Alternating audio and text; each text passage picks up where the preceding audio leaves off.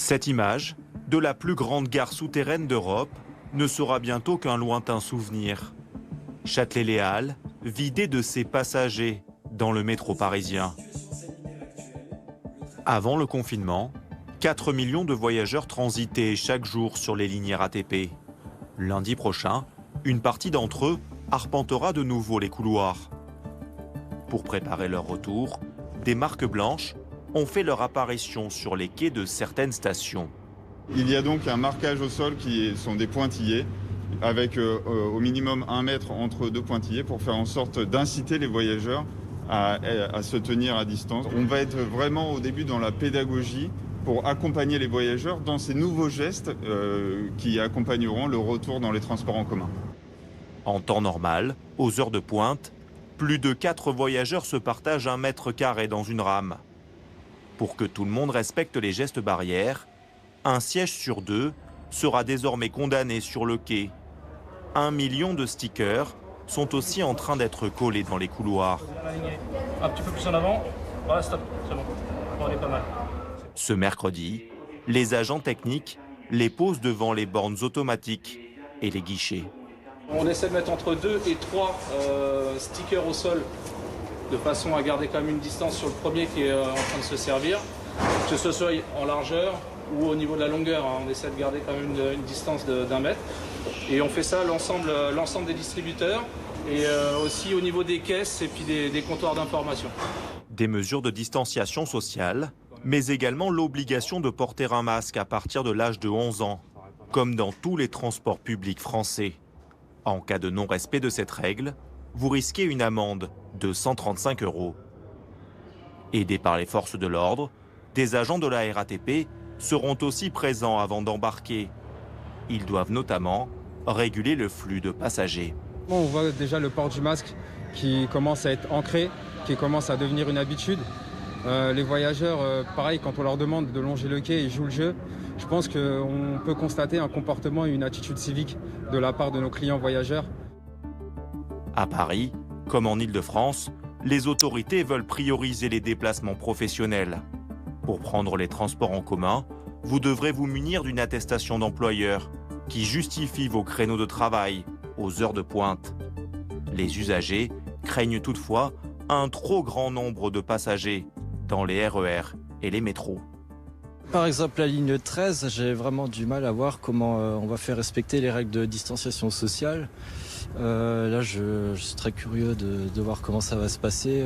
Même dans les RER, ça va être très compliqué, ça c'est sûr. Mais bon, avec le port du masque, on peut au moins espérer que le risque soit limité. Moi, je dirais que pour que ça soit bien, 2 minutes 30 secondes, les métros doivent passer dans chaque 2 minutes 30. Si c'est du 4 minutes, 5 minutes et tout, les gens vont s'entasser sur les quais, ça c'est pas bon. Partout en France, les régies de transport du quotidien doivent s'adapter. À Lyon, 100 000 masques vont par exemple être distribués gratuitement pour les voyageurs. À Lille, le budget nettoyage a doublé pour atteindre 8 millions d'euros. Pour les trajets longue distance, les contraintes seront aussi présentes. Dans les gares SNCF, vous attendrez votre train en vous plaçant sur ces marques au sol. Seuls 20 à 30% des TGV et Intercités circuleront à partir du 11 mai, avant une remontée progressive. À la différence des transports en commun en milieu urbain, l'offre sera volontairement réduite. Les réservations seront obligatoires, avec des modalités adaptées selon le type de train, et l'occupation des trains sera plafonnée à 50% du total des places. Une charte de bonne conduite sera proposée aux voyageurs. Ils pourront recevoir des informations sur leur portable pour leur indiquer l'affluence de leur rame. Cette information permettra aux voyageurs, principalement dans les trains du quotidien, de prendre un train plus tôt ou plus tard en fonction de l'affluence attendue. Dans tous les cas, impossible pour les Français de se déplacer à plus de 100 km de leur domicile, sauf motif professionnel ou familial, comme un deuil par exemple.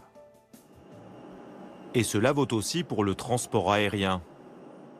À l'aéroport de Nice, seuls 4 vols vers Paris et la Corse sont actuellement maintenus. Mais la direction se prépare au déconfinement avec ce robot. Un engin de fabrication suédoise qui émet des ultraviolets, censés tuer quasiment 100% des bactéries et surtout les virus.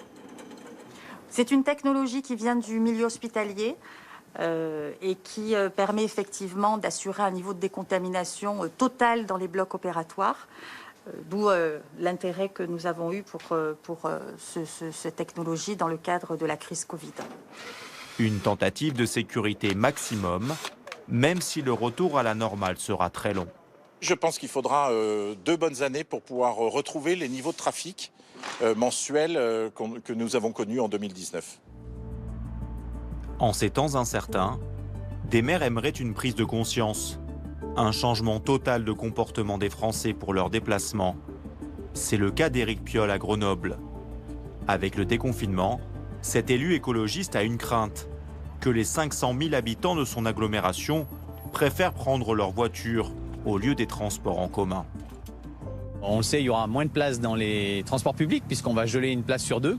Et toutes ces personnes qui ne pourront pas utiliser les transports publics, qui sont d'habitude bien pleins, ils ne peuvent pas se reporter sur la voiture individuelle. Ça boucherait complètement les accès, ça ferait des bouchons incroyables et une pollution de l'air.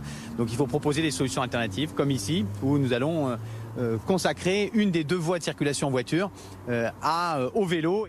18 km de voies cyclables temporaires, calquées sur le tracé des bus, vont ainsi être déployés d'ici à la fin mai.